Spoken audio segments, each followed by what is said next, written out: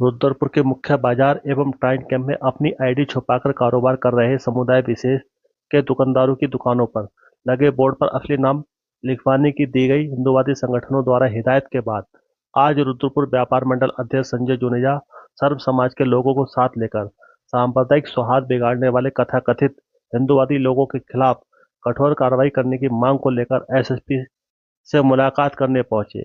उनका क्या कहना है इस संबंध में जानने की कोशिश करते हैं। रुद्रपुर शहर के साथी कुछ लोग हैं और रुद्रपुर शहर में दुकान दुकान वो जा रहे हैं।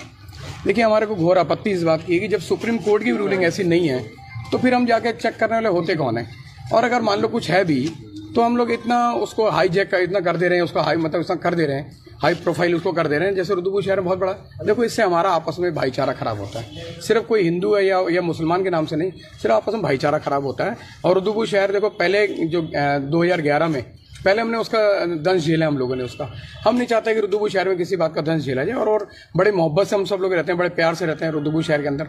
कभी भी कोई दिक्कत हम लोगों को ऐसी आई नहीं, कभी भी नहीं आई है। और आज हम सब लोग माननीय हैं, हम एसएसपी साहब से मिलने यहाँ पर आए हैं और उनसे कहना चाहते हैं, रुद्रपुर शहर में देखिए कुछ लोग हैं, सिर्फ इसका संज्ञान लेगा ना। हम कानून को हाथ में लेने वाले होते कौन है? हम जीएसटी का सर्टिफिकेट देखने वाले होते कौन है? मुझे बताया ना कोई आदमी।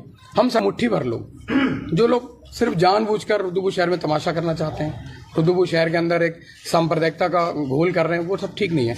हम लोग चाहते हैं कि रुद्रपुर शहर बड़ा प्यार से चल रहा है, कोई ऐसा है ही नहीं। और मान भी लिया जाए, यदि कोई अगर कोई धर्म विशेष का व्यक्ति अगर मान लीजिए कोई किसी से कोई शिकायत भी है तो वो भाई हमारे धर्म जो लोग हैं, हमारे धार्मिक गुरु लोग हैं, उन लोगों से बताएं तो हम लोग ऑफ द रिकॉर्ड जाकर उनसे बातचीत कर सकते हैं। सिर्फ बाजार की सड़कों पे जाकर वहां पर मीडिया के माध्यम से, पोर्टल मीडिया के माध्यम से, प्रिंट मीडिया के माध्यम से देखो ये सब करना, इससे हमारा रुद्रपुर शहर का आपस में भाईचारा तो समाप्त होता ही है, उसके साथ साथ हमारा व्यापार भी समाप्त होता है, व्यापार भी कम होता है। जो मुस्लिम समाज के लोग हैं, हमारे सिख समाज के लोग हैं, हमारे पंजाबी समाज के लोग, तो हम लोग चिंता कर रहे हैं इस बात की कि रुद्रपुर शहर में इस बात की चिंता हमको इसलिए जरूरी है क्योंकि हम लोग अमन पसंद लोग हैं, हम लोग शांति को पसंद करते हैं। तो आपस में इस तरह माहौल खराब यदि होगा तो फिर तो बात खराब होगी ना। अगर हम दुकान जा रहे हैं तो अगर मान लिया जाए वहां पर किसी भी तरह की कोई बहस हो जाए, उस बहस में यदि मान लो दुकानदारी कुछ कह दे या ना कह दे, या आप जो दूसरा पक्ष कुछ कह दे, तो फिर इसका मतलब झगड़ा बढ़ेगा ना।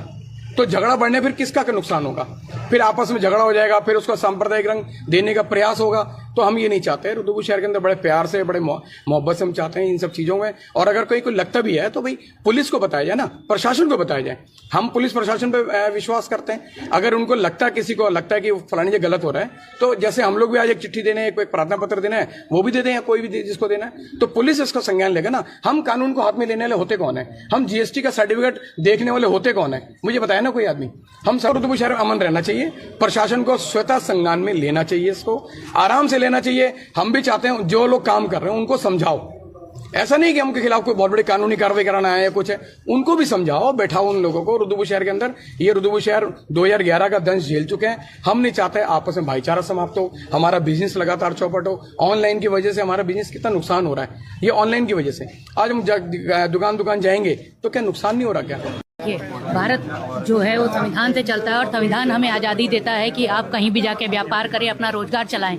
लेकिन जो उत्तराखंड को पूरी आरएसएस अपनी कार्यस्थली बना के उसको पेश कर रही है, हमने देखा कि पूरे प्रदेश के भीतर जिस तरीके से अल्पसंख्यकों के ऊपर हमले हो रहे हैं और वो उसी क्रम में रुद्रपुर शहर को भी निशाना बना रहे हैं। हम देख रहे हैं कि 2 दिन से इस तरीके की घटनाएं हो रही हैं, लेकिन प्रशासन ने अपनी किसी भूमिका को निभाने का जहमत नहीं उठाई है। प्रशासन का एक दायित्व है कि प्रशासन पूछे कि आप कौन होते हैं कि इस तरीके के नाम पता पूछने वाले।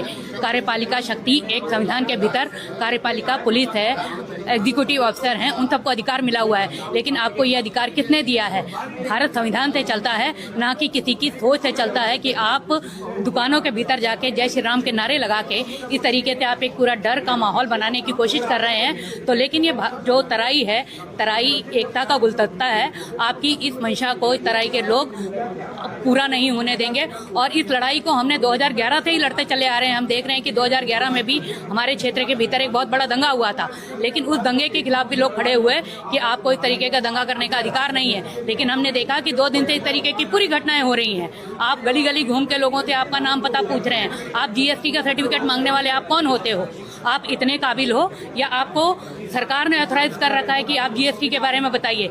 लेकिन ये जिस तरीके की विश्व हिंदू परिषद के लोग काम कर रहे हैं, ये उत्तराखंड को बदनाम करने की या तराई के लोगों को जिस तरीके से वो भयभीत करने की कोशिश कर रहे हैं, और ये बारी हम देख रहे हैं कि भारतीय जनता पार्टी के शासनकाल में सबकी आई है। आज अल्पसंख्यकों में मुसलमानों की बारी आई है, कल को सिखों के खिलाफ हो रहा था, और ये लगातार मामले बढ़ते चले जा रहे हैं। हम देख रहे हैं कि आपने नैनीताल के भीतर एक हिंसा होती है, नैनीताल के भीतर जो आरोपी था वो पकड़ा गया, जेल चला गया, लेकिन आपने वहां भी दंगा करने से आप पीछे नहीं हटे। आप एक धर्म विशेष का पूछ के आप लोगों की दुकानों को तोड़ रहे हैं। तो ये अधिकार आपको किसने दिया है? आपको पुलिस प्रशासन को अपनी जिम्मेदारी को निभाना। इसको इस रूप में हम समझ रहे हैं कि तराई को, मैं पहले भी कह रही हूँ कि जो तराई को अपनी प्रयोग थली बनाने की पूरी कोशिश कर रहे हैं कि आप अल्पसंख्यकों के भीतर एक डर का माहौल बना के आप उनको व्यापार करने से, काम करने से रोकने की पूरी तैयारी कर रहे हैं। लेकिन आप यहाँ की जनता इस बात का जवाब देगी, और ये अगर प्रशासनिक अफसर अपनी जिम्मेदारी को निभाते तो परसों की ये घटना थी, परसों से कल के दिन ये बात नहीं हो रही होती, और कल वो इस तरीके की घटना फिर करने की ओर नहीं बढ़ रहे होते। ये जिम्मेदारी निश्चित तौर पर जिला प्रशासन की है, और इसके साथ साथ राज्य सरकार की जिम्मेदारी है। हम देख रहे हैं कि सुप्रीम कोर्ट ने इस बात को रोक लगाई और उन्होंने कहा कि आप दुकानों पर जाके आप किसी को नाम लगाने के लिए मजबूर नहीं करेंगे, लेकिन आप सुप्रीम कोर्ट को भी ठेंगा दिखा। निश्चित तौर पे आप, मैं फिर कह रही हूँ कि उत्तराखंड को एक प्रयोगस्थली बनाने की आरएसएस की पूरी कोशिश है, और आरएसएस अपनी पूरी कोशिश में लगा हुआ है कि इस क्षेत्र के भीतर वो दंगे कराए।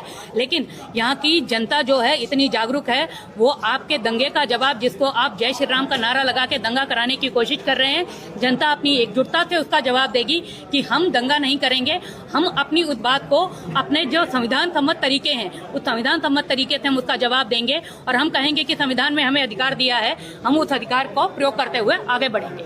यही है कि जिस तरीके से ये हमारे कुछ संगठन के लोग जो बाहर जाके सबकी आईडी पूछ रहे हैं, इनका कोई अधिकार नहीं है। आईडी अगर पूछ सकता है कोई, आईडी को अगर आइडेंटिफाई कर सकता है तो पुलिस है। भाई पुलिस का काम आप कैसे कर सकते हो? और पुलिस को भी हक नहीं है।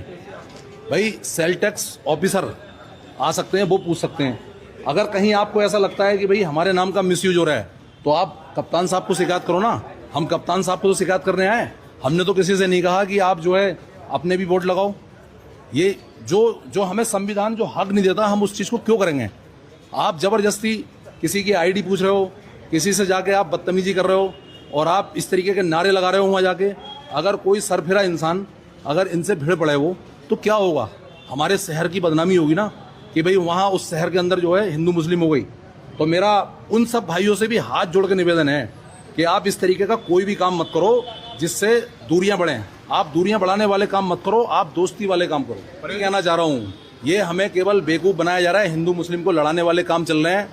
मेरा सब भाइयों से निवेदन है कि कुछ राजनेता इसमें अपनी रोटी सेक सकते हैं, और रोटी सेक के आपको फायदा कुछ नहीं होना, आपको केवल लड़ाने के लिए भेजा है। अरे कोई नेता भी तो बोले ना ऐसे आके, कोई नेता क्यों नहीं जा रहा वहाँ पे?